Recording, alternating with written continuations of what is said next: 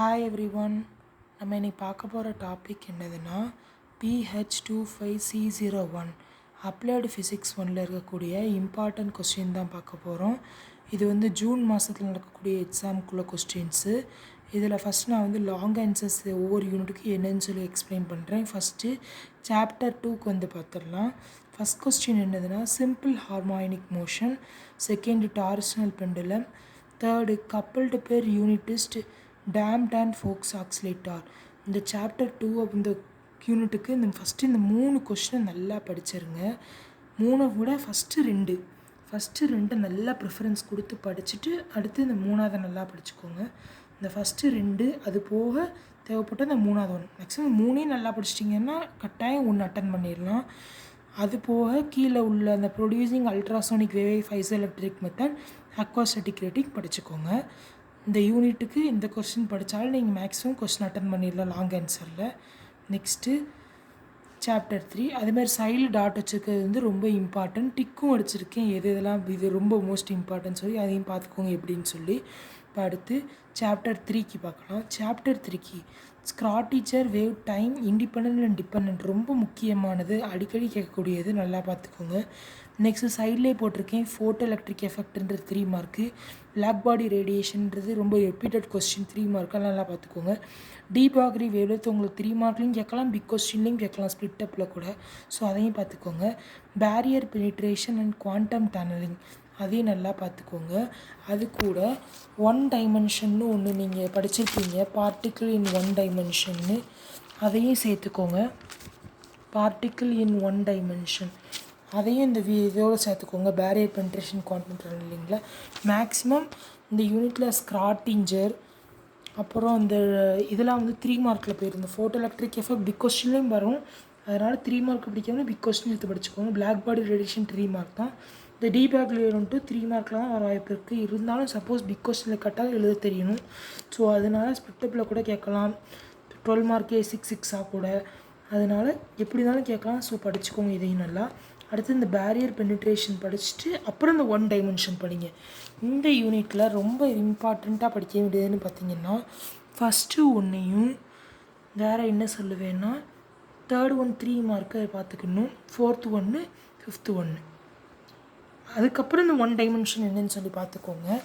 Next fourth யூனிட்டில் ரொம்ப இம்பார்ட்டண்ட்டாக அடிக்கடி கேட்கக்கூடிய கொஸ்டின்னா என்னதுன்னா லேசரில் இருக்க எல்லா லேசரையும் படிச்சிருங்க. கட்டாயம் இந்த யூனிட்டுக்கு இந்த லேசர் கொஸ்டின் மட்டும் படித்தாலே போதும், நீங்கள் ஒரு கொஸ்டின் ஷுவராக அட்டன் பண்ணிடலாம், நல்ல மார்க்கும் வாங்கிடலாம்.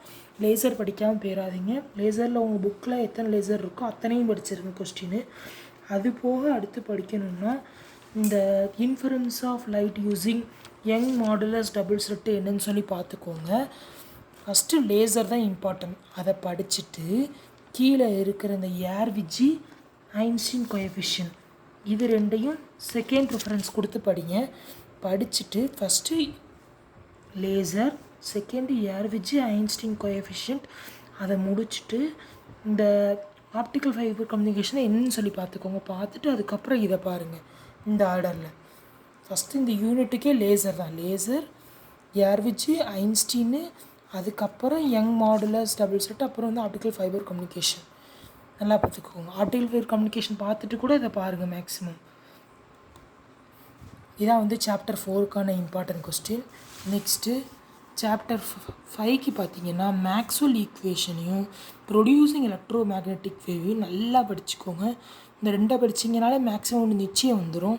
அது போக உங்களுக்கு இந்த கொஸ்டின் நல்லா பார்த்துக்கோங்க.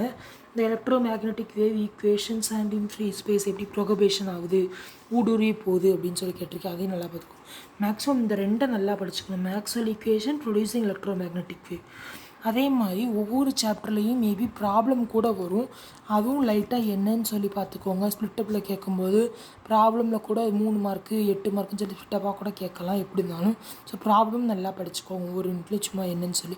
இந்த கொஸ்டின்லாம் படித்தாலும் நீங்கள் பாஸ் ஆகிடலாம். சப்போஸ் எக்ஸஸாக ப்ராப்ளம் கேட்டாலும் 1-2 தெரியணும், அதையும் பார்த்துக்கோங்க என்னன்னு சொல்லி. இப்போ அடுத்து 3 மார்க் பார்க்கலாம். இன்னும் சாப்டர் 1 மட்டும் சொல்ல வேண்டியதுக்கு கீழே எக்ஸ்பிளைன் பண்ணுறேன். எஸ்கெச்எம்னா என்னது, ஹூக்ஸ் லாஸ்னால் என்னது, black body radiation, de Broglie wavelength, electro magnetic property, optical fibre communication, ஸ்ட்ரெஸ்ஸுனானது ஸ்ட்ரெயினானது define, next wave equation significance, அப்புறம் எல்லாத்தோட அப்ளிகேஷன் ஓரியன்டாக. இப்போ உதாரணத்துக்கு அல்ட்ராசோக்னெட்டிக் வேவ் அப்ளிகேஷன், இந்த மாதிரி ஆப்டிக்கல் ஃபைபர் கம்யூனிகேஷன் அப்ளிகேஷன், இந்த மாதிரி அப்ளிகேஷன்ஸ் எல்லாத்தையும் தெரிஞ்சு வச்சுக்கணும். ஏன்னா அப்ளிகேஷன் வந்து ஷுவராக ஒரு 3 மார்க் நிச்சயம் வரும். எக்ஸாம்ஸ் பொதுவாக எல்லா யூனிவர்சிட்டி எக்ஸாம்லையும் கேட்பாங்க. அதனால் நல்லா படிச்சுக்கோங்க எல்லா அப்ளிகேஷன்ஸையும். நெக்ஸ்ட்டு ப்ராப்ளம் என்னென்ன சரின்னு பார்த்துக்கோங்க. அது போக photo electric effect, acoustic ultrasonic application என்னன்னு சொல்லி நான் இப்போதைக்கு 3 மார்க் வந்து கொஞ்சம் தான் கொடுத்துருக்கேன். இது போக நீ எக்ஸஸாக நிறையா படிக்கணும். இதெல்லாம் நல்லா ஓரளவுக்கு பார்த்துக்கோங்க என்னன்னு சொல்லி. இப்போ அடுத்து சாப்டர் 1க்கு பார்த்திங்கன்னா இந்த surface tension and viscosity in liquid, இது ரெண்டையும் நல்லா படிச்சுட்டு அதுக்கப்புறம் இந்த ரெண்டையும் நல்லா படிக்கணும். இந்த 3மே இம்பார்ட்டன்ட் தான். இந்த 3ல் ஃபஸ்ட்டு 2 நல்லா படிச்சுட்டு அதுக்கப்புறம் 3ஆவது ஒன்று நல்லா படிங்க. இந்த ஃபஸ்ட் 2 படித்தா நீங்கள் எக்ஸாம் அட்டன் பண்ணுற மாதிரி தான் இருக்கும் ஈஸியாக. அது போக 3ஆவது ஒன்று ரொம்ப இம்பார்ட்டன்ட் தான். ஸோ இந்த யூனிட்டை பொறுத்த வரைக்கும் ஃபஸ்ட்டு 2 நல்லா படிக்கணும். சர்ஃபேஸ் டென்ஷன் டிட்டர்மைன் பையும் படிச்சுட்டு viscosity in liquid coefficient by Stokes மெத்தடும் படிச்சிட்டிங்கன்னா யங் மாடுலஸ், அதே மாதிரி ஒவ்வொரு ஃபிசிக்ஸில் இருக்கக்கூடிய லாஸ்லாம் நல்லா படிச்சிடும். இந்த ஹூக்ஸ்லா, ஸ்டோக்ஸ்லா, இதெல்லாம் நல்லா படிச்சுக்கணும். லாஸ்லாம் கேட்க நிறைய வாய்ப்புகள் இருக்குது எக்ஸாம்லலாம் ரிப்பீட்டடாக. ஸோ இவ்வளோ தான் ஃப்ரெண்ட்ஸ். இந்த நான் சொன்ன இந்த கொஸ்டின்ஸ்லாம் ஓரளவுக்கு படிச்சிங்கனாலே நீங்கள் ஓரளவுக்கு நல்ல மார்க்கும் வாங்கிடலாம், நல்ல கிரேடும் வாங்கிடலாம், பாஸ் மார்க்கையும் தாண்டி. Okay friends, thank you. நெக்ஸ்ட் வீடியோவில் நம்ம ரிமைனிங் வீடியோவில் இருக்கக்கூடிய இம்பார்ட்டன்ட் கொஸ்டின் வந்து பார்க்கலாம். இந்த வீடியோ முடிஞ்சளவு உங்கள் ஃப்ரெண்ட்ஸுக்கு ஷேர் பண்ணுங்கள். அதுக்கு முன்னாடி சப்ஸ்கிரைப் பண்ணாதவங்க நம்ம சேனலை சப்ஸ்கிரைப் பண்ணிட்டு பெல் பட்டனை கிளிக் பண்ணிடுங்க. Thank you friends.